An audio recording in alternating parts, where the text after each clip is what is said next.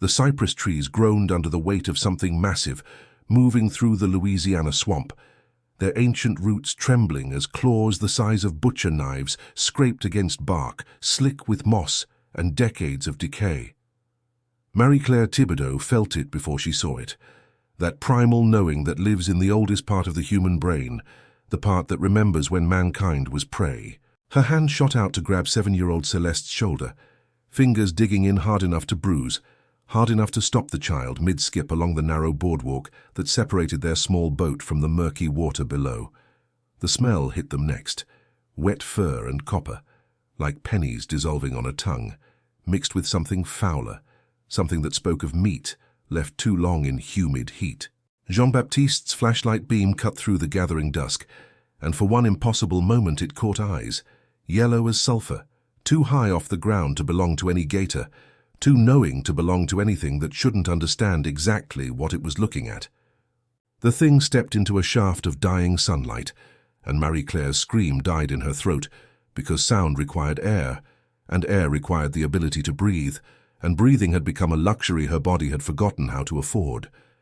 It stood on 2 legs like a man, but moved like a wolf, covered in fur the color of bayou mud and dried blood, its snout elongated and dripping with saliva that hissed when it hit the water 6 feet below. But it was the expression in those eyes that would haunt her for the rest of her life.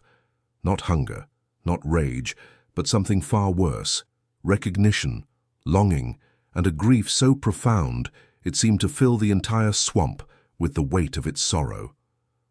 The creature took 1 step toward them, then another, and 16-year-old Amélie whispered the word they'd all been taught never to speak aloud in these parts, the word that carried the weight of 300 years of Cajun folklore and Catholic terror. Rougarou. If you connect with my story, please press the like button to find some light in this priest's heart. Subscribe to the channel so you don't miss the next life stories, and tell me about them in the comments where you are watching this video and what time it is right now. It makes me very happy to know that from any corner of the country or the world you are listening to me. Etienne Broussard had been following the Thibodeau family for 3 weeks before that evening encounter, though following felt too predatory for what was really happening, which was closer to haunting or perhaps even protecting, though he couldn't quite admit that to himself yet. He'd first noticed them during the last full moon, when his transformation was at its strongest and his human mind at its weakest, when the curse that had held him for 115 years burned through his veins like liquid silver and turned him into the thing that mothers in Lafayette and Houma used to frighten misbehaving children into obedience.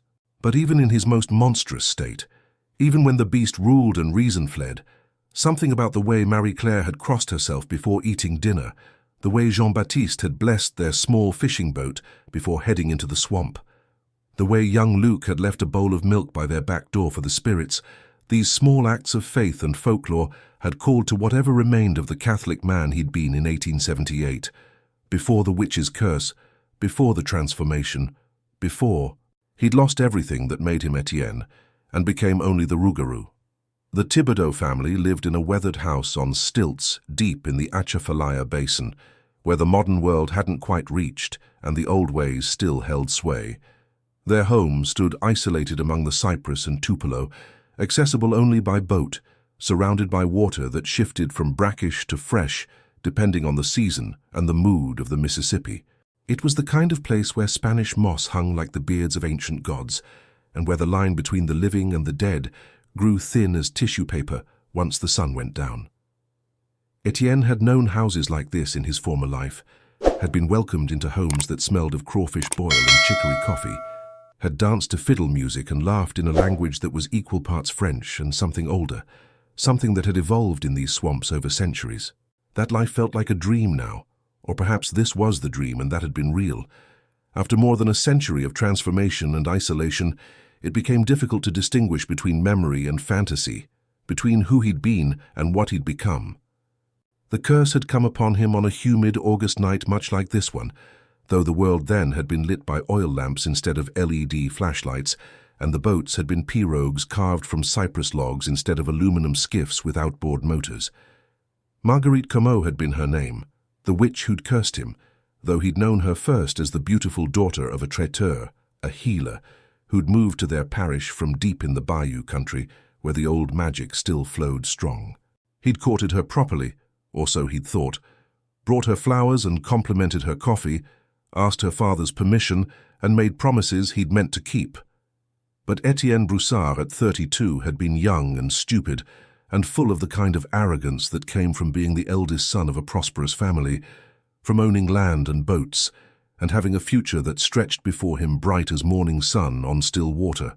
When he'd met Céleste Arsenault at a fête de dos in Bro-Bridge, a girl with amber eyes and a laugh like bells, he'd forgotten every promise he'd made to Marguerite, had courted Céleste in secret, and married her in a rushed ceremony that his parents had barely blessed. Marguerite had found out, of course. Women like her always did. She'd appeared at their wedding celebration like a thundercloud given human form, her mother's grimoire clutched in hands that shook with rage, and she'd spoken the curse in front of everyone. Vous allez courir le Rougarou pour 101 ans. You will run as the Rougarou for 101 years, hunting in the swamps like the beast you are, never resting, never knowing peace, until you learn what it means to protect instead of destroy, to sacrifice instead of take. Only then, if the moon permits and God shows mercy, might you find your way back to human form. The words had sunk into his skin like fishhooks, and that very night, under a moon swollen and red as a blood orange, he'd felt his bones begin to crack and reshape, felt fur burst through his skin like black grass through soil, felt his humanity drain away and something ancient and hungry rush in to fill the empty spaces. The first transformation had killed Céleste. Not directly. He'd run into the swamp before he could hurt her, some last vestige of human will driving him away from the woman he loved. But the shock of it, the horror of watching her new husband's body contort and change, had sent her into early labor. She'd died 3 days later, along with the daughter she'd been carrying, and Etienne, trapped in his beast form until the moon waned, had been unable to even attend their funeral. By the time he'd returned to human form 48 hours later, naked and covered in mud, and the blood of animals he'd hunted without conscious thought, his wife and child were already in the ground, and his family had declared him dead, killed by the same mysterious illness that had taken Céleste. He'd tried to go home, to explain, to beg forgiveness, but the moment the sun set that evening, the transformation had seized him again. It took him months to understand the pattern. From sunset to sunrise, he was the beast. From sunrise to sunset, he was a man, but a man who couldn't stay in one place, couldn't build a life, couldn't risk anyone seeing the pattern of his disappearances and making the connection. So he'd fled into the deepest parts of the swamp, into places where even the Cajun trappers rarely ventured, and he'd lived there in a half-existence for over a century. He'd watched the world change from a distance, watched the Model T replace the horse and buggy, watched electricity come to the bayou, watched the oil companies carve up the wetlands, and the shrimp boats grow larger, and the hurricanes grow stronger. He'd watched generations of families live and die, had seen children grow into parents, grow into grandparents, grow into memories. Time moved differently when you were cursed, both faster and slower, an endless repetition of transformations that blurred together into a continuous nightmare of lost humanity and animal hunger. He'd learned to hunt cleanly, to take only what he needed, to avoid humans during his nighttime hunts. He'd learned, after the first few terrifying years, that he retained more of his human consciousness than traditional law suggested. He could think, could plan, could remember. The beast form wasn't a complete takeover, but rather a merger, a terrible marriage of human intelligence and animal instinct. And sometimes he wasn't sure which was the crueler fate, to lose yourself completely or to remain aware while trapped in a monster's body. The Thibodeau family had appeared in his territory 3 months ago, moving into the old Guidry place that had stood empty for 2 decades. Etienne had smelled them first, the scent of wood smoke and okra gumbo, the particular fragrance of Zatarain's crab boil and Murphy's oil soap that spoke of people who cared for their home despite its isolation and age. He'd watched from the darkness as they'd unloaded their belongings from a borrowed flatboat, had seen Marie-Claire cross the threshold with a prayer on her lips, had heard Jean-Baptiste promise his children that this would be a fresh start, that the isolation would be good for them, that the swamp would teach them things the city never could. Amélie had looked skeptical, her teenage face set in the universal expression of a 16-year-old forced to relocate against her will. Luke had seemed excited, his 11-year-old energy barely contained as he'd explored every corner of the stilted house. And little Celeste, God, why did she have to be named Celeste, had clapped her hands in delight at the cypress trees and the egrets and the endless water that surrounded their new home. That name had struck him like a physical blow. Celeste, his wife's name, his daughter's name, the one they'd chosen together during those few happy weeks before everything had shattered. It felt like a sign, though he couldn't decide if it was a blessing or a curse, a promise of redemption or a reminder of everything he'd lost. He'd tried to stay away after that, had moved his daylight shelter deeper into the swamp, had hunted in different territories during his transformed nights. But something kept pulling him back, the sound of their laughter carrying across the water, the sight of candlelight in their windows during evening storms, the way they seemed to treat the swamp not as a hostile wilderness, but as a neighbor to be respected and understood. They were good people, he could tell, the kind of people he'd been raised to be, before arrogance and selfishness had destroyed everything. It was Father Dupont who'd brought them to Etienne's attention in a different way. The old priest, 61 years old with hands gnarled by arthritis but a faith still strong as cypress roots, had taken to visiting the family once a week, bringing supplies and spiritual comfort to their remote location. Etienne had watched these visits from the shelter of the trees, had listened to the Father's sermons about redemption and grace, about how even the most lost souls could find their way back to God's light if they were willing to do the work of transformation. The priest couldn't have known about Etienne's presence, couldn't have known that his words were reaching more than just the Thibodeau family, but they'd planted something in whatever remained of Etienne's heart. A tiny seed of hope that maybe, just maybe, after 115 years, he might finally understand what Marguerite's curse had demanded of him. Protect instead of destroy.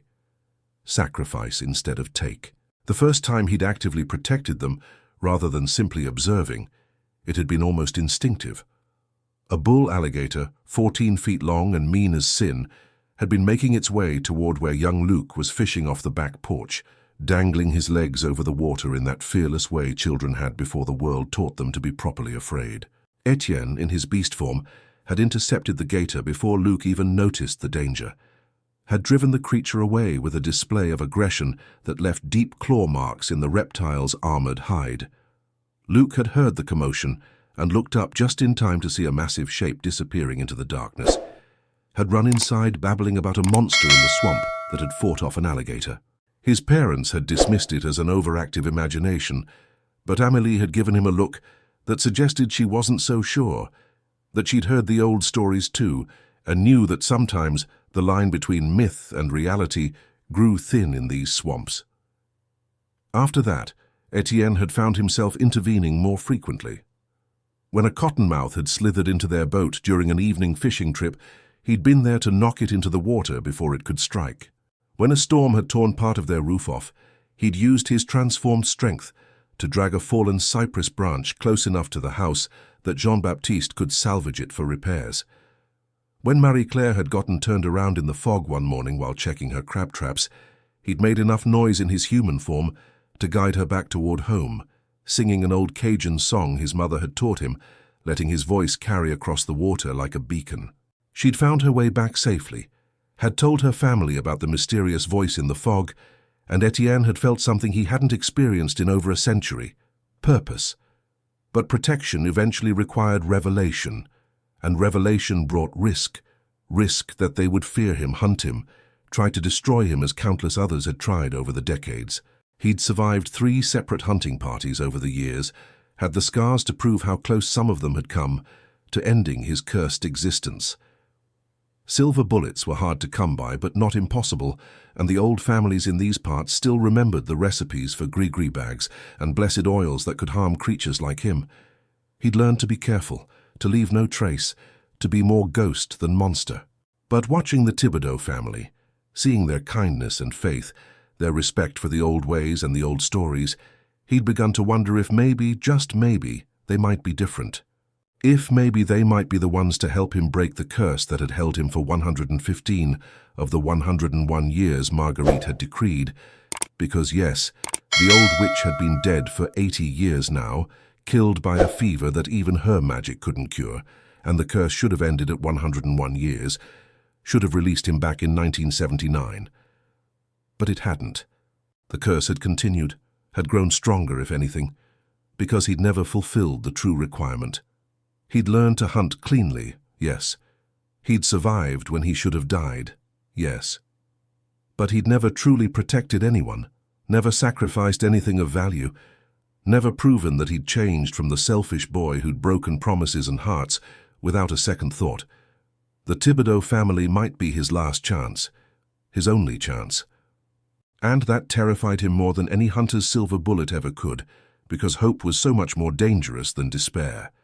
Despair was comfortable, familiar, a worn coat that fit perfectly after more than a century of wear.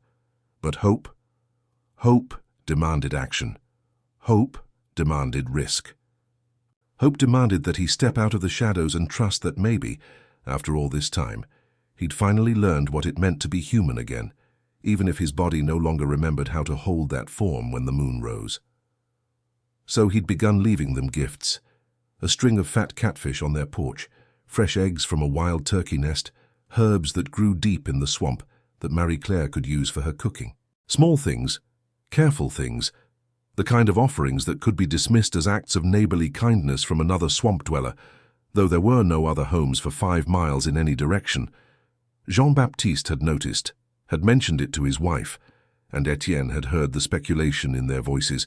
Was it Father Dupont? Was it one of the old trappers who still worked these waters? Was it something else entirely? Amélie had been the first to suspect the truth. She'd found one of his day shelters, a hollow in a massive cypress tree where he'd left his human belongings, a few changes of clothes, a waterproof box containing the only photograph he still had of Celeste, a rosary that had belonged to his mother. She hadn't taken anything, hadn't disturbed anything, but he'd smelled her scent in the area, had known she'd been there and seen and somehow not fled in terror. The next day she'd left something behind, a small bundle wrapped in cloth containing boudin and fresh bread, and a note written in careful cursive that read, "Thank you for watching over us. Whatever you are, I don't think you mean us harm. My little sister's name is Celeste. I think that means something." She'd signed it simply with her initial, a single ornate A, that reminded him of how girls used to practice their signatures in his youth, dreaming of the names they'd carry after marriage. That note had broken something in him, or perhaps fixed something that had been broken for too long. She knew. Not everything, perhaps, but enough. And she wasn't afraid. Or if she was, her compassion was stronger than her fear. It was that note that had made him decide to reveal himself more fully, to stop hiding in complete darkness and allow them to see him, really see him, and make the choice of whether to accept or reject what he was. The decision terrified him. After 115 years of isolation, the idea of being seen felt more violent than any transformation, more painful than any silver bullet. But he'd made his choice, and that's what had brought him to that evening, to that moment on the boardwalk when Marie-Claire's scream had died in her throat and little Celeste had whispered his true name with a child's innocent certainty. Rougarou.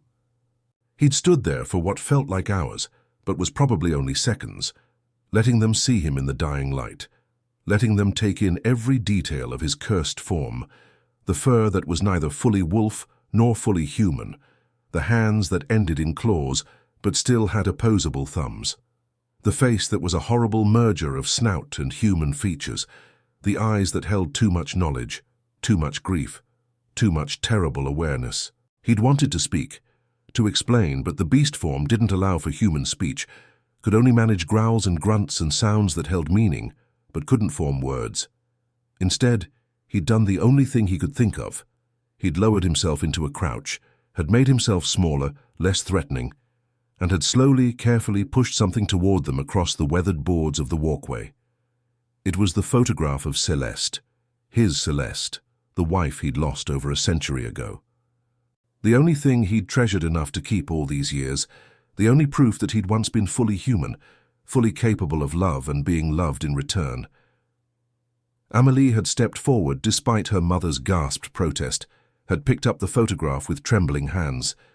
In the dying light, she'd studied the sepia-toned image of a young woman in a high-necked dress, her hair piled atop her head in the fashion of the 1870s, her smile shy and hopeful, her hand resting on the arm of a young man in a suit that had been carefully pressed for the photographer's studio. "This is old," Amélie had whispered. "Really old. Like over 100 years old." She'd looked up at Etienne, and he'd seen the moment understanding had clicked into place, had seen her teenage cynicism fall away to reveal the wonder and terror beneath. "You're not just a monster. You're cursed. You were human once. This was your wife." Her voice had broken on the last word, and Etienne had felt his own grief echo in the sound, had felt the weight of all those years pressing down on him like the water that surrounded them, dark and deep and full of things that couldn't quite live and couldn't quite die.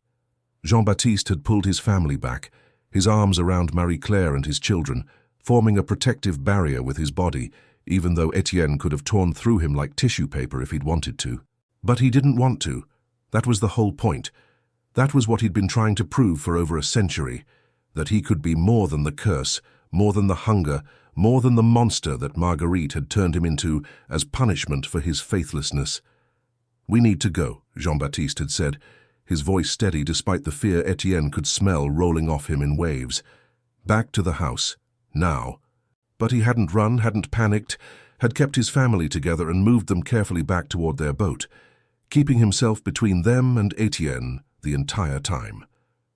It was the act of a protector, a father, a good man, and it made Etienne's chest ache with a longing so sharp it felt like those silver bullets he'd avoided for so long.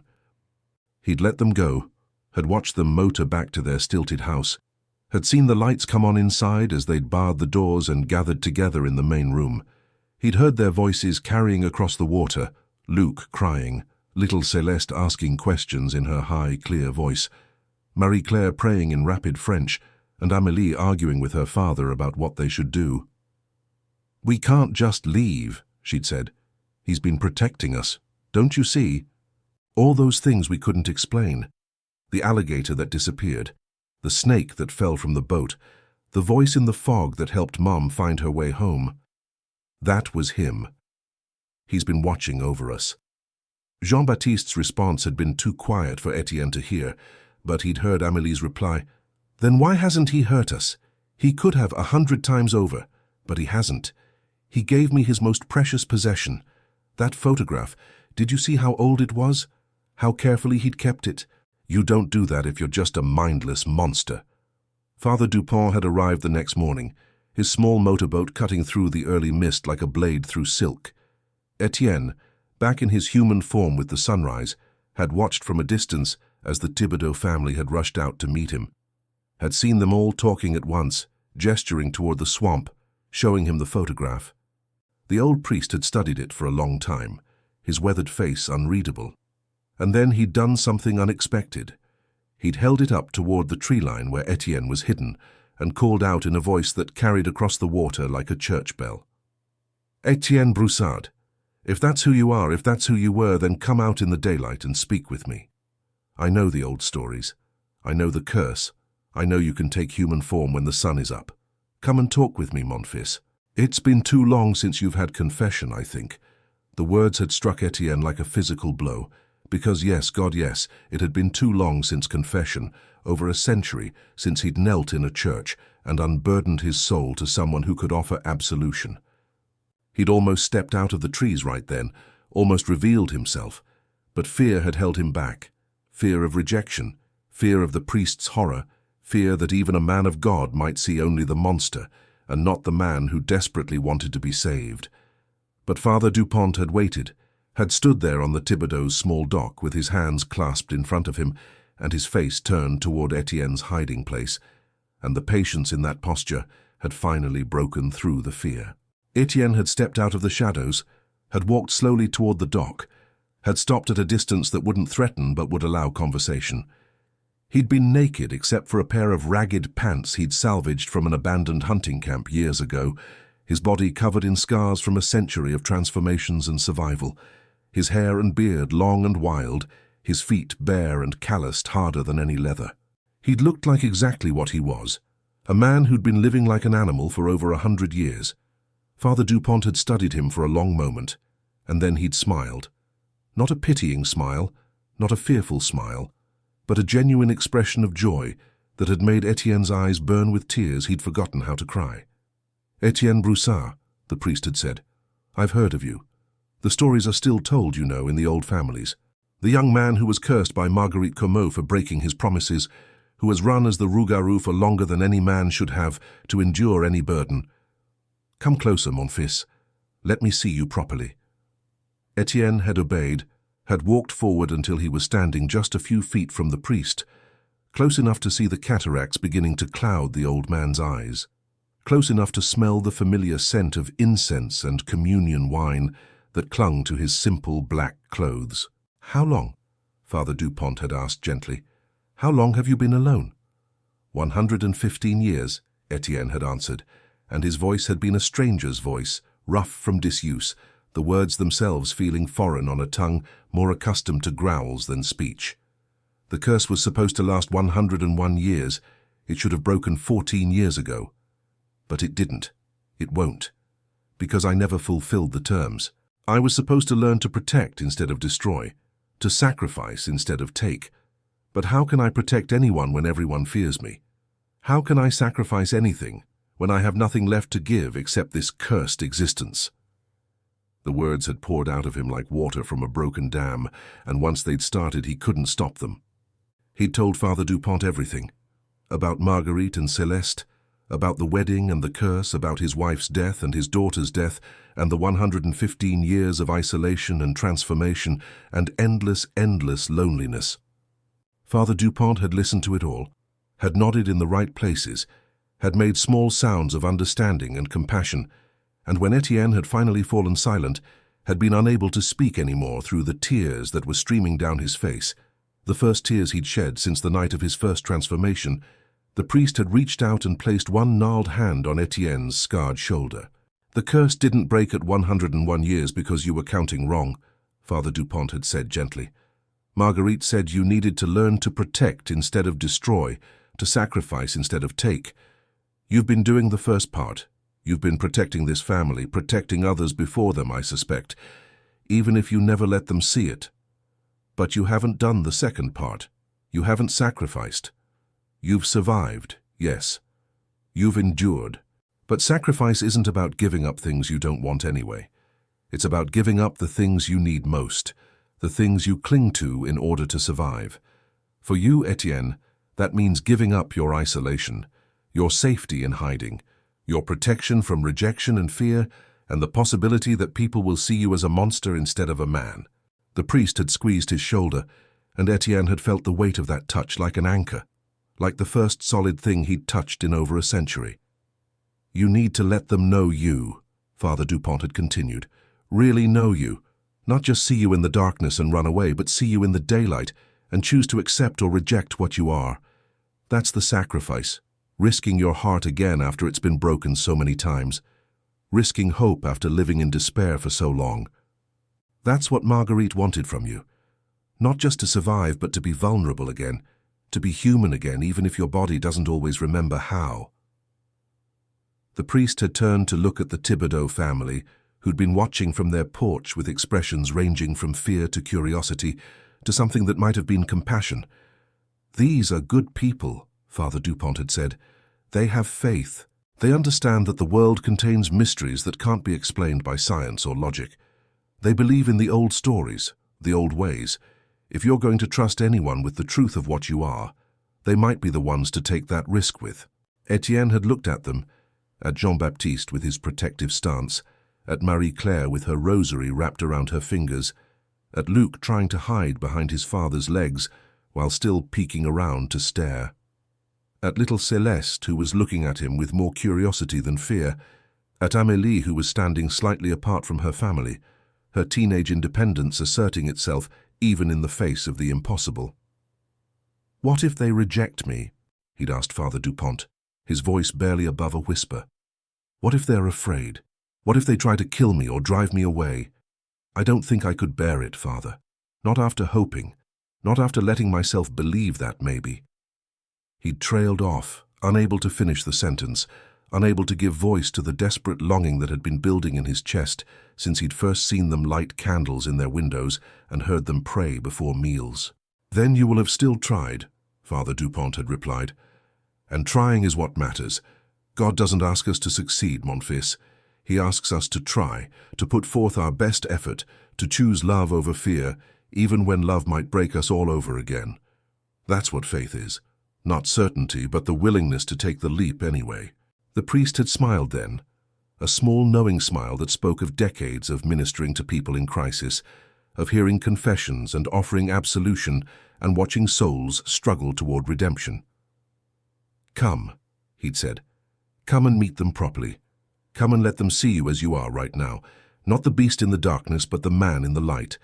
Let that be your first real sacrifice, your privacy, your safety, your carefully constructed isolation. Let them in, Etienne. Let someone see you again." So Etienne had walked with Father Dupont toward the Thibodeau house, his heart pounding so hard he thought it might break through his ribs, his breath coming in short gasps that had nothing to do with physical exertion and everything to do with fear. The kind of fear that came from wanting something so desperately that the possibility of losing it felt like death itself. Jean-Baptiste had stepped forward to meet them at the base of the stairs that led up to their porch, his hand resting on a hunting knife at his belt, not threatening but ready, protective. "Father Dupont," he'd said carefully, "are you sure about this? That man, that thing, it showed up last night in a form that gave my children nightmares. How do we know he won't hurt us?" His Cajun accent had been thick with stress, his normally jovial face drawn tight with worry. "Because he's had 115 years to hurt people, and he hasn't," Father Dupont had replied calmly. "Because he's been protecting your family for months without your knowledge, asking nothing in return. Because he gave your daughter his most precious possession, a photograph of his dead wife. The only thing that proves he was once human, once loved, once had a life worth living. Would a monster do that, Jean-Baptiste? Would a creature that only wanted to destroy approach you in daylight, unarmed and vulnerable, willing to talk instead of attack?" The priest had turned to look at Etienne, had given him an encouraging nod. "Tell them your story, mon fils. Tell them who you were and what you've become and what you hope to be. Let them decide with full knowledge rather than partial fear." And so Etienne had told them. He'd stood there in the morning sunlight, bare-chested and scarred and looking every bit the wild man he'd become, and he'd told them everything. He'd told them about Marguerite and Celeste, about the curse and the wedding and the deaths that had followed. He'd told them about 115 years of transformation, of watching the world change while he remained trapped in his punishment, of learning to retain his human consciousness during the beast's form, but being unable to speak, unable to explain, unable to connect. He'd told them about seeing them arrive, about hearing little Celeste's name, and feeling like his heart was being torn out all over again, about making the decision to protect them, because maybe, just maybe, that was what the curse had always required of him. He'd told them about the gifts he'd left, the dangers he'd averted, the lonely vigils he'd kept while they slept safely in their beds, never knowing that something that looked like their worst nightmare was standing guard in the darkness just beyond their windows. Marie-Claire had cried during the telling, her rosary moving through her fingers in a constant rhythm of prayer, and Etienne had wondered if she was praying for him or praying for protection from him, if she saw a soul worth saving or just a monster with a sad story. Luc had stopped trying to hide, had crept forward to stand beside his father, his young face scrunched up in concentration as he'd tried to understand how someone could be both man and monster, both protector and predator. Amélie had listened with the intensity of someone much older than 16, her eyes never leaving Etienne's face, and he'd had the strange feeling that she understood better than any of them, that teenage years were their own kind of curse, their own transformation from child to adult that left you feeling like you belonged to neither world completely. But it was little Celeste who'd broken the spell of tension that had held them all frozen in the tableau of revelation and fear. She'd walked down the stairs, her small feet bare on the weathered wood, her sundress printed with flowers that probably grew somewhere far from these swamps, and she'd come right up to Etienne with the fearlessness of a 7-year-old who hadn't yet learned that the world could be cruel. "You knew another Celeste," she'd said. Not a question, but a statement, her voice high and clear and absolutely certain. "That's why you like me. Because I have her name." She'd reached up to touch his hand, her fingers small and warm against his scarred palm, and Etienne had frozen, terrified that he might hurt her by accident, that some remnant of the beast might surge up and destroy this perfect, innocent moment. "Yes," he'd managed to whisper, his voice breaking on the single syllable. "I knew another Celeste, my wife, my daughter too. We were going to name our baby Celeste if she was a girl. They both died because of me, because of what I did, because I was selfish and stupid and I broke my promises." He'd looked down at this child who shared his lost loved one's name, had seen his Celeste smile in her face, even though there was no blood connection, no real resemblance except in the curve of her lips and the way light caught in her eyes.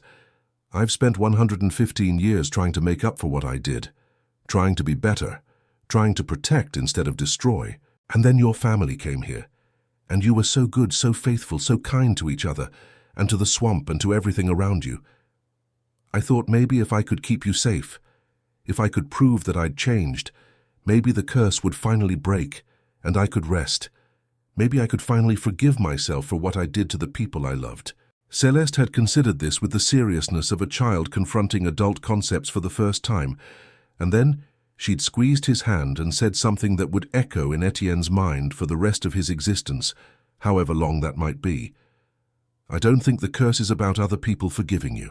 I think it's about you forgiving you. That's what Sister Margaret says at Sunday school, that God forgives us right away, but we have to learn to forgive ourselves before we can really be free." She tilted her head, her expression thoughtful. "Maybe that's the hard part. Maybe that's what you're still learning. The wisdom of children, delivered with absolute certainty and no awareness of how profound the statement was, had hit Etienne like a physical blow. Out of the mouths of babes, he'd thought, remembering scripture he hadn't considered in over a century, remembering sitting in church pews and listening to sermons about grace and redemption and the possibility of salvation for even the most lost souls. What if Celeste was right? What if the curse had continued past its prescribed time, not because he hadn't done enough, but because he hadn't forgiven himself enough? What if Marguerite's curse had been less about punishment and more about forcing him to confront his own capacity for change, his own ability to become more than the selfish boy who'd destroyed 2 lives in pursuit of his own pleasure? "Can we help you?" Amélie had asked then, stepping forward to stand beside her little sister, her teenage idealism and desire to fix things warring with the practical understanding that some problems couldn't be solved with good intentions alone. "If the curse is still active, if there's still something you need to do to break it, can we help? We're not powerful or magic or anything, but we believe in the old ways. We respect them, and you've been protecting us, so maybe we can do something for you in return." She'd glanced at her parents, seeking permission or perhaps forgiveness for volunteering them all for something potentially dangerous, potentially impossible. "What do you need? What would help you break free?" Etienne had looked at Jean-Baptiste and Marie-Claire, had seen them exchange one of those married people glances that contained entire conversations invisible to outsiders, and had held his breath waiting for their decision. They could say no. They could demand he leave and never return, could threaten to call hunters or the authorities or anyone who might drive him back into the isolation he'd known for so long. It would be the safe choice, the sane choice, the choice that any reasonable parents would make when faced with a cursed creature who'd admitted to over a century of monstrous transformation. But Jean-Baptiste had surprised him by saying, "Father Dupont, what do you think? You know more about curses and redemption than we do. Is this something we should involve ourselves in? Is this something we can help with? Or would we just be putting our children in danger for no good reason?" Father Dupont had been quiet for a long moment, his eyes closed, his lips moving in silent prayer, and Etienne had recognized the posture of a man consulting with God, asking for guidance in a moment that could change multiple lives in irreversible ways. When the priest had opened his eyes, there'd been a certainty in them that had been absent before, a clarity that spoke of divine inspiration, or at least the peace that came from making a decision in line with one's faith. I believe Etienne needs to perform an act of true sacrifice, Father Dupont had said slowly, carefully, as if tasting each word before releasing it into the world. Not just protection, which he's been doing for years, but sacrifice, giving up something he values in order to save someone else. The curse won't break through good intentions or gradual improvement. It requires a moment of transformation, a single act that proves beyond any doubt that he has changed, that he is no longer the man who took without thought for the cost to others. What kind of sacrifice? Marie-Claire had asked, her prayer beads still moving through her fingers in that endless rhythm of petition and hope. What would be enough to break a curse that's lasted over 100 years? What could he possibly give that would prove he's changed? Her voice had been steady, but Etienne had heard the fear beneath it, the fear that the sacrifice might involve her family, might require something from her children that no mother could willingly give. I don't know, Father Dupont had admitted. Curses are specific to the individual. What Marguerite demanded of Etienne was that he learn to protect instead of destroy, to sacrifice instead of take. He's learned the first part. The second part will require him to make a choice in a moment of crisis, to give up something precious, his safety, his life, his freedom, something, in order to save another. When that moment comes, he'll know. We'll all know. The question is whether you're willing to stand with him until that moment arrives, to accept him into your lives knowing what he becomes each night, to trust that the man you see in the daylight is the truth, and the beast in the darkness is the curse, not the reality of his soul. The Thibodeau family had looked at each other, a family unit making a decision that would bind them all, and Etienne had felt his fate balanced on the edge of that moment, like a coin spinning in the air, about to land on heads or tails, salvation or damnation. It was Jean-Baptiste who'd spoken first. We'll help. Not because we're heroes or because we're not afraid. God knows I'm terrified. But because Father Dupont is right. Everyone deserves a chance at redemption. Everyone deserves people willing to stand with them in their darkest hour. If Etienne has been protecting us all this time, then the least we can do is give him the chance to complete his journey, to break this curse and find peace after more than a century of suffering. Marie-Claire had nodded, though Etienne could see the effort it cost her, the way her knuckles had gone white around her rosary. But we have conditions, she'd said firmly. You don't come into the house during your transformations. You stay outside in the swamp, where you can't accidentally hurt anyone if you lose control. During the day when you're human, you're welcome here, for meals, for conversation, for company. We'll treat you like a person, not a monster. But you have to promise us that if you ever feel like the beast is taking over, if you ever feel like you might hurt us, you'll run. You'll go deep into the swamp and you won't come back until you're in control again. Our children's safety comes first. Always. I promise, Etienne had said immediately, the words a vow more binding than any he'd made in his previous life, because this time he understood the weight of promises, the damage that breaking them could do. I would never forgive myself if I hurt any of you. You're the first people in over a century to see me as anything other than a monster, to be feared or destroyed. I won't betray that trust. I'd rather die than cause you harm. And he'd meant it, had felt the truth of it, settling into his bones like marrow, like something that had always been there but was only now being acknowledged and claimed. So began the strangest 3 months of Etienne's very long, very strange existence. By day, he was almost normal. He'd help Jean-Baptiste with repairs on the house, would take Luc fishing in the shallow channels where the boy could learn to read the water and understand the patterns of the tides, would listen to Amélie talk about her dreams of college and leaving the swamp while simultaneously falling in love with its wild beauty, would play simple games with little Céleste, who decided that having a cursed monster for a friend was actually quite wonderful and far more interesting than anything her old city friends could claim. He'd share meals with the family, though eating solid food after so many years of hunting raw meat in beast form had required his digestive system to remember how to process cooked crawfish and rice, buttery cornbread, and strong coffee. He'd sit with Marie-Claire while she worked on her sewing, would listen to her talk about her faith and her fears, her hopes for her children, and her gradual acceptance that the world contained more mysteries than she'd ever imagined. He'd attend Sunday services with them when Father Dupont came to say Mass, though he couldn't take communion. Not yet. Not until the curse was broken and he could enter a church in full truth and honesty rather than as a monster pretending at humanity. By night, he transformed. Always at sunset, as regular as clockwork, he'd feel his bones begin to shift and his skin begin to burn, and his consciousness begin to merge with something older and hungrier. He'd retreat into the swamp before the transformation completed, would run deep into territories where no human ventured, would hunt the alligators and wild boars and nutria that populated the waterways. But even in his beast form, he never forgot who he was, never forgot the family waiting for him back at the stilted house, never forgot the promise he'd made to protect them from all threats, including himself. He'd return each morning at dawn, would transform back into human form on the small island where he kept his meager belongings, would dress in clothes that Jean-Baptiste had given him, hand-me-downs and items from town that didn't fit quite right, but were clean and whole and represented more kindness than Etienne had experienced in living memory. The family had adjusted to his presence with varying degrees of comfort. Jean-Baptiste had treated him like a project, something to be fixed or at least managed, and while it wasn't quite friendship, it was a kind of acceptance that Etienne treasured. Marie-Claire had remained wary but fair, had included him in family prayers and meals, but kept a careful distance, her maternal instincts always on alert for any sign that he might pose a threat.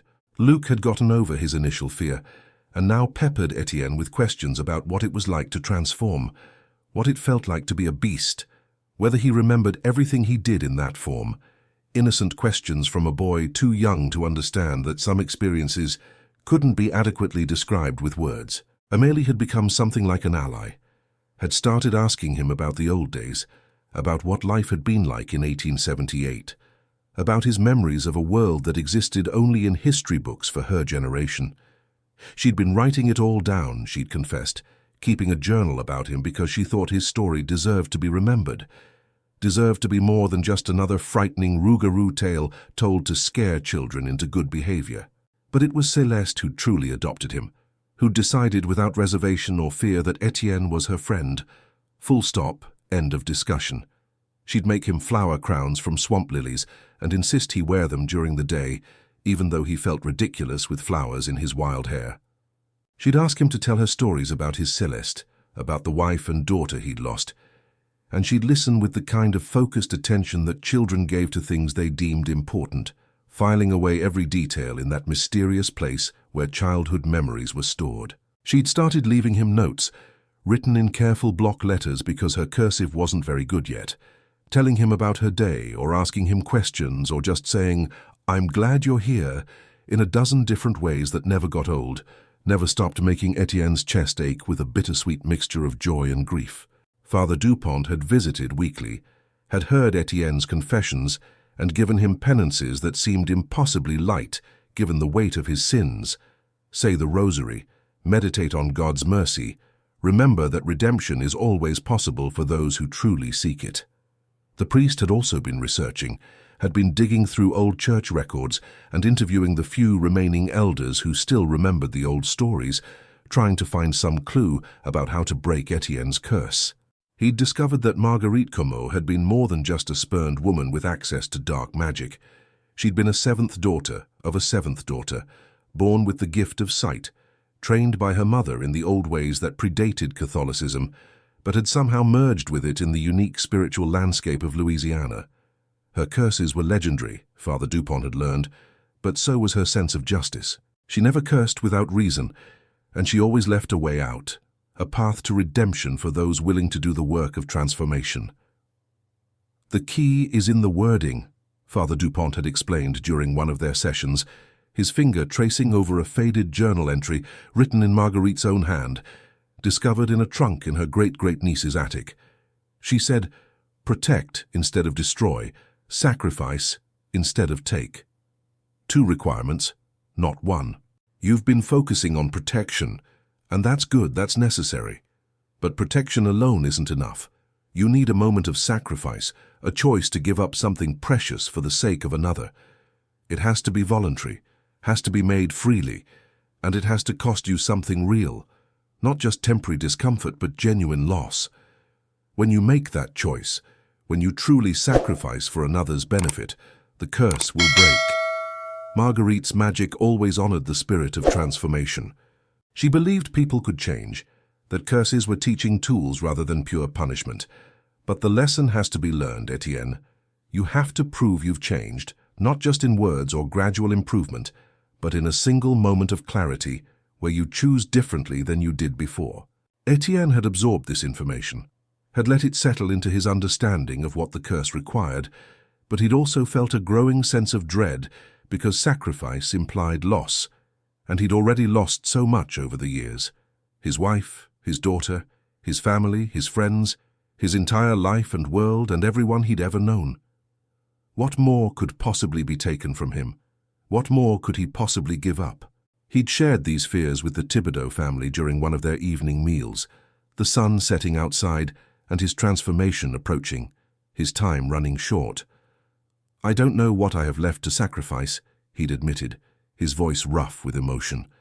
"Everything I cared about was taken from me over a century ago. I have nothing except this cursed existence and the small kindness you've shown me. What could I possibly give up that would be enough?" It had been Amélie, wise beyond her years, who'd understood. "You have us now," she'd said quietly. "You have this family, this connection, this hope that maybe the curse will break and you'll be free. That's what you'd have to sacrifice, Etienne. Not your life, which you've been willing to throw away 100 times, not your comfort, which you've never had anyway, but your hope, your chance at redemption, your possibility of freedom. That's what would really cost you something, what would really prove you've changed, if you were willing to give up your own salvation to save someone else." The truth of her words had struck him silent, had made him realize that yes, that was exactly what Marguerite's curse had demanded all along. Not that he die in some heroic sacrifice, any coward could do that, could throw themselves on a sword and call it nobility. But to live with loss, to accept it, to choose it voluntarily for someone else's benefit, that was the true test of transformation. That was the proof that he'd changed from the selfish boy who'd taken what he wanted without thought for the cost to others. The question was whether he'd be strong enough when the moment came to make that choice, to give up everything he'd been working toward for over a century in order to save someone else, to accept eternal cursed existence if it meant another person could live free. He hadn't had to wait long for that moment to arrive. It came 3 days later, on a humid evening when the swamp air hung thick as molasses, and the sunset painted the sky in shades of blood orange and purple that would have been beautiful if they hadn't heralded his nightly transformation. A boat had approached the Thibodeau house, a larger boat than was common in these parts, carrying 3 men who moved with the confidence of hunters who'd tracked their prey successfully.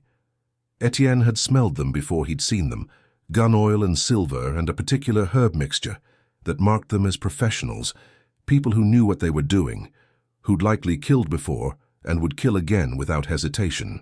They'd been tracking him, he'd realized with a sinking feeling in his chest.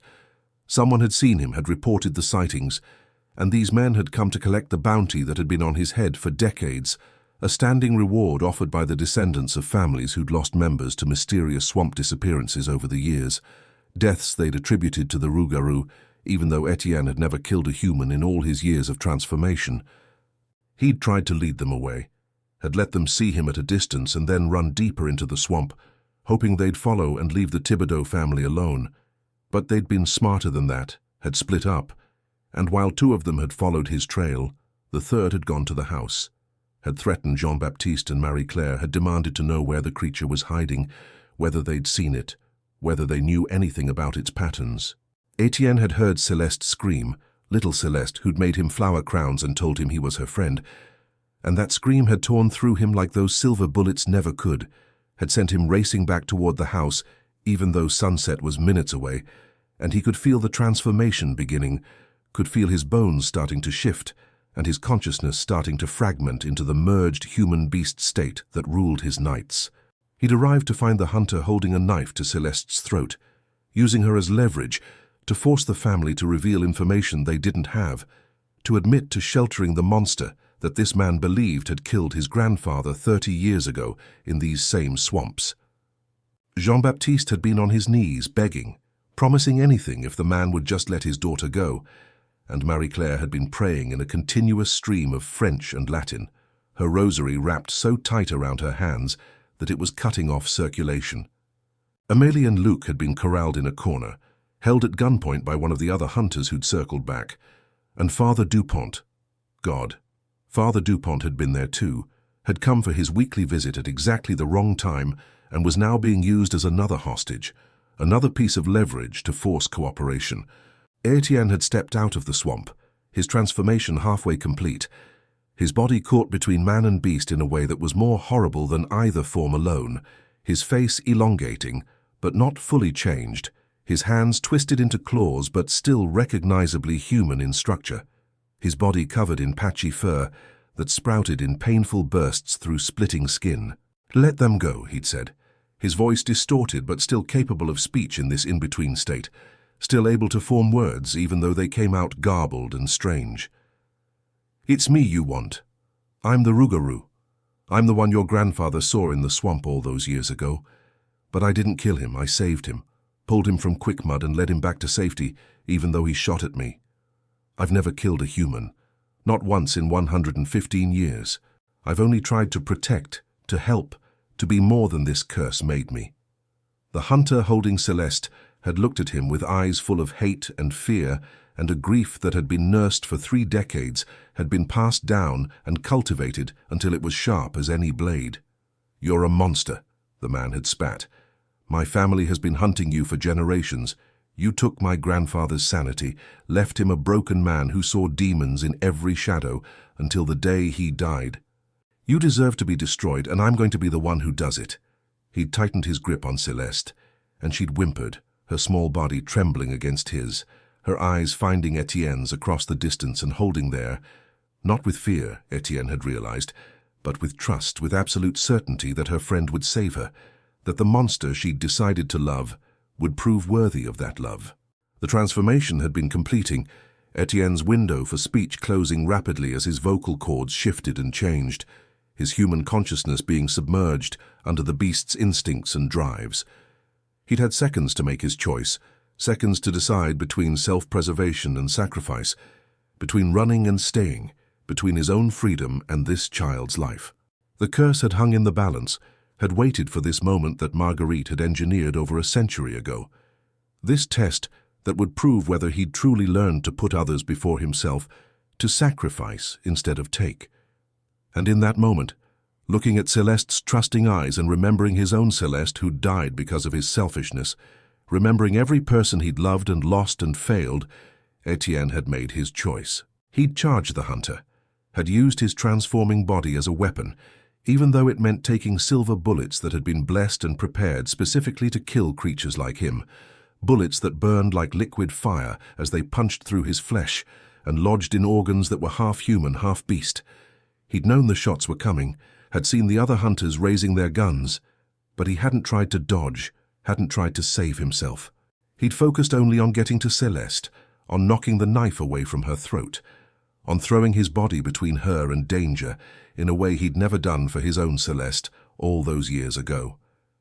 The pain had been extraordinary, had been worse than any transformation, because this was actual damage, mortal wounds that his cursed body might not be able to heal from.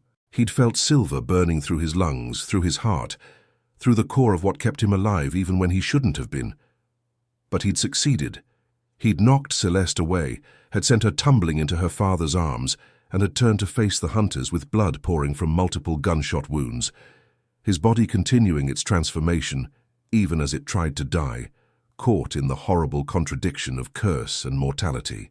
"Run," he'd tried to say to the Thibodeau family, but the words had come out as growls, as sounds that held meaning but no human language.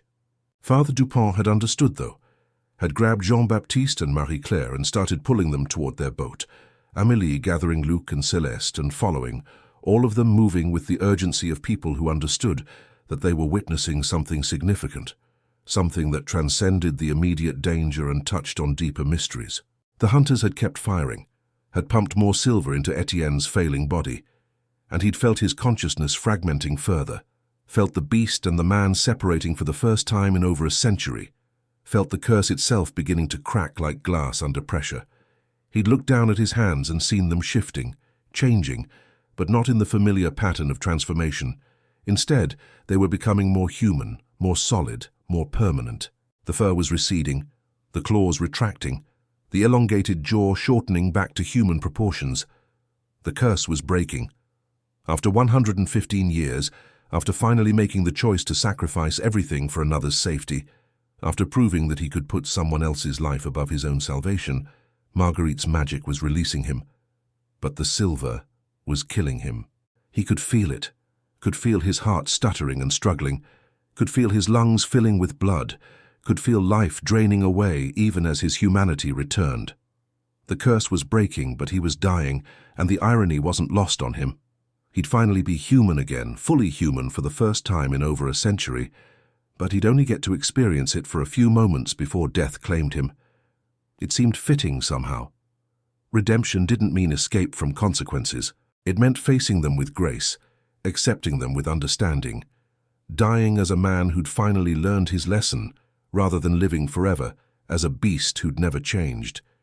He'd collapsed to his knees, his body fully human now, naked and bloody, and riddled with silver bullets that had done their job too well. The hunters had stopped firing, had stood there in shock as they'd watched their monster target transform into a dying man who looked like he'd stepped out of a 19th century photograph, his features from another era, his eyes holding the weight of more than a century of life and suffering. "My God," one of them had whispered, "he really was cursed. He really was a man." The lead hunter, the one who'd been holding Celeste, had lowered his gun, his face pale with dawning horror at what they'd done, at the truth they'd just uncovered too late to take back their actions. Father Dupont had come running back, had dropped to his knees beside Etienne, his gnarled hands pressing against the worst of the wounds, even though they both knew it was futile. "Etienne," the priest had said, his voice breaking on the name. "Etienne, mon fils, you did it. The curse is broken. You're free. You proved you'd changed. You sacrificed everything for that child, your safety, your life, your chance at truly living as a human again. You did it." Tears had been streaming down the old man's face, and Etienne had managed to smile, had felt something like peace settling over him despite the pain, despite the blood, despite the darkness creeping in at the edges of his vision. "Tell them," he'd whispered, his voice human again, fully his own for the first time since 1878, though it was weaker than he'd have liked, fading fast. "Tell them thank you for seeing me, for treating me like a person, for giving me hope. Tell Celeste, the little one, tell her she was right. I needed to forgive myself. And I think I finally do. I forgive the boy I was. I forgive his selfishness and his stupidity and his broken promises. I became better. I changed. And maybe that's enough. Maybe that's all God really asks, that we try to be better than we were, that we learn from our mistakes, that we choose love and sacrifice when given the chance." His vision had been narrowing, the world reducing to just Father Dupont's tear-stained face and the sound of Marie-Claire praying in the background, the familiar words of last rites being spoken over him, even though he hadn't officially received the sacrament. But then something impossible had happened. Little Celeste had broken free from her father's arms, had run to Etienne's side despite Jean-Baptiste's shouts, despite the danger, despite everything. She'd thrown her small body against his bloody chest, had wrapped her arms around him and held on tight, and she'd said words that seemed to echo with power, with the kind of innocent faith that could move mountains or break curses or call down miracles. "No, you don't get to die. You just became free. You get to live now. You get to be happy. That's fair. God is fair, and this isn't fair yet, so it's not finished." She'd pressed her face against his chest, her tears mixing with his blood, and she'd prayed, a child's prayer, simple and direct, and full of absolute certainty that God was listening and would act. "Please, God, please let him live. He's good now. He's been good for so long. He deserves to live. Please, please." And the prayers had been answered. Etienne had felt it, a warmth spreading through his body from where Celeste's tears touched his skin, a light that seemed to come from nowhere and everywhere at once, a presence that felt like grace made manifest. The silver bullets had begun to work their way out of his flesh, pushed out by something beyond normal healing, beyond cursed regeneration, beyond any medical explanation. The wounds had started to close, tissue knitting back together in a way that defied the damage that had been done. His heart had steadied, his lungs had cleared, his blood had stopped flowing out onto the weathered boards of the dock. The darkness had receded from his vision, replaced by crystalline clarity, and he'd realized he could see colors more vividly than he had in over a century, could hear sounds with perfect human ears, rather than the oversensitive hearing of the beast, could feel the evening breeze on his skin without the buffer of fur or the anticipation of transformation. He'd lived. Against all odds, against all logic, he'd lived. The curse was broken, the transformation ended, and he was fully, completely, permanently human again. Father Dupont had crossed himself, his lips moving in prayers of thanksgiving, and the hunters had dropped their weapons, all fight gone from them, as they'd witnessed something that transcended revenge or justice, or any human concern. Marie-Claire had continued her prayers, but had changed them from last rites to prayers of gratitude, and Jean-Baptiste had pulled his family close, all of them crying now, all of them touched by the miracle they'd witnessed. Etienne had pulled himself to sitting, had gathered little Celeste into his arms, and held her the way he'd never gotten to hold his own daughter, the way he'd dreamed of holding her for 115 years. "Thank you," he'd whispered into her hair, his voice steady now, human, his own. "Thank you for believing in me, for seeing past the curse to the man underneath, for teaching me that forgiveness is possible, even for someone who's spent over a century paying for his mistakes." He'd looked up at her family, at the hunters who'd tried to kill him, at Father Dupont who'd guided him toward this moment. "I'm sorry," he'd said to the lead hunter. "I'm sorry your grandfather suffered. I'm sorry my curse frightened him, hurt him even if I never meant to cause harm. I'm sorry for all the fear and pain and legends that grew up around my existence. I never wanted to be a monster. I only ever wanted to be human again." The hunter had been crying too, had dropped to his knees with the weight of what he'd almost done, what he'd been prevented from doing only by Celeste's intervention and God's grace. "I'm sorry too," he'd said. "I'm sorry I didn't see the truth. I'm sorry I almost killed a man instead of a monster. I'm sorry I used a child as leverage, risked innocent lives for revenge that wasn't even justified. He'd trailed off, unable to continue, and Father Dupont had moved to place a hand on his shoulder, offering absolution and understanding even in this moment of crisis and revelation. The weeks that followed had been a period of adjustment, unlike anything Etienne could have imagined. He'd had to learn how to be human again, not just physically, but socially, emotionally, practically. Jean-Baptiste had helped him get identification, had worked with Father Dupont to create a plausible backstory that would explain Etienne's sudden appearance in modern Louisiana society. The hunter who'd shot him, a man named Marcus Hebert, had become an unlikely ally, had used his family's resources to help establish Etienne's new identity, to find him work, to integrate him into a world that had changed almost beyond recognition since 1878. The other hunters had spread the word through the underground network of creature hunters that the Rougarou was dead, the curse ended, the threat eliminated, which was true in a way, even if the details were different than they imagined. Etienne had stayed with the Thibodeau family while he adjusted, had slept in their small guest room and shared their meals, and slowly remembered what it meant to live among other people, to have conversations and responsibilities and connections that lasted beyond a single sunset.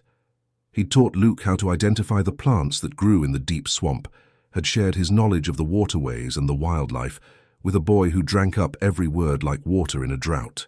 He'd helped Amélie with her college essays, had given her a perspective on history that no textbook could provide, had encouraged her dreams while also warning her that education and opportunity came with responsibilities to use them well.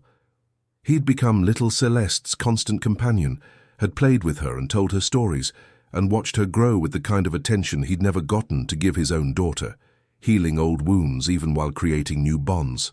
With Marie-Claire and Jean-Baptiste, he'd found something like the family he'd lost, the community he'd been exiled from for over a century. They'd accepted him fully once the curse was broken, had treated him not as a former monster, but as a survivor of extraordinary circumstances, someone who'd paid for his mistakes 1,000 times over and deserved the chance to build a new life. He'd helped Jean-Baptiste with his fishing business, had shared his intimate knowledge of the swamp's secret places, the channels and islands that only someone with over a century of exploration could know. He'd helped Marie-Claire with her cooking, had remembered recipes from his mother's kitchen and taught them to her, creating fusion dishes that blended 1870s Cajun cuisine with modern ingredients and techniques. Father Dupont had become his spiritual director, helping him navigate the complex theological questions that arose from his experience. Questions about justice and mercy, about the nature of curses and miracles, about whether someone who'd lived for over a century but spent most of it transformed had earned the right to receive communion and participate fully in the sacraments. They'd spent hours in discussion, in prayer, in the slow work of spiritual healing that accompanied physical healing. Etienne had made his first confession in over 100 years, had received absolution for sins both real and imagined, had felt the weight of guilt and shame finally lifting after bearing it for so long. 6 months after the curse broke, Etienne had attended Mass in a real church for the first time since his wedding day in 1878. He'd walked into St.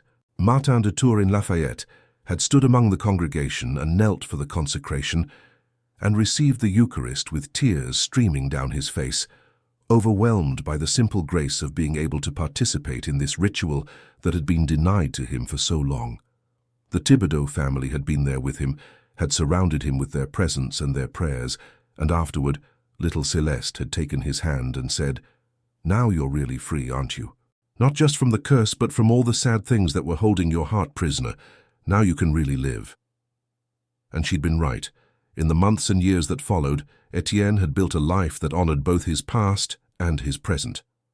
He'd become an unofficial guide for the Atchafalaya Basin, sharing his knowledge with researchers and conservationists, helping protect the swamp that had sheltered him during his cursed years. He'd worked with local folklorists to preserve the old stories, including his own, though he'd asked that his name be changed in the telling, so that future generations would understand that the legends they grew up with had roots in real human tragedy and triumph.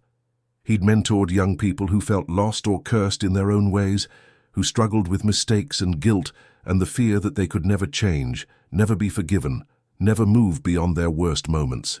He'd shown them through his existence and his story that transformation was always possible, that redemption was real, that grace could find even the most lost souls if they were willing to do the work of changing.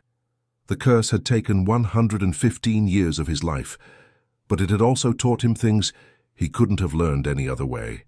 Patience, humility, the value of connection, the power of sacrifice, the necessity of forgiveness both given and received. He'd lost his first family but found another. He'd lost his original life but built a better one. He'd lost his humanity temporarily, but gained it back in a purer form, stripped of arrogance and selfishness, refined by suffering and isolation, until what remained was strong and true and capable of real love, rather than the shallow feeling he'd mistaken for love in his youth. On the anniversary of the day the curse broke, the Thibodeau family held a celebration. It had become a tradition, a marker of Etienne's rebirth into humanity, and they'd invited everyone who'd been part of his journey, Father Dupont, Marcus Hebert, and his family who'd become friends rather than enemies, neighbors from nearby camps who'd heard the story and embraced Etienne as one of their own.